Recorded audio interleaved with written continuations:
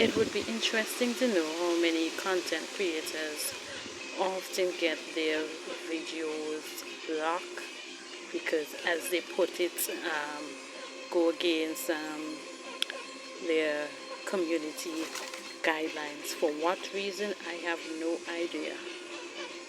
And as you see, I'm just sharing everything that is natural, that is occurring natural. But for some strange reason, various platforms are against me. Everything here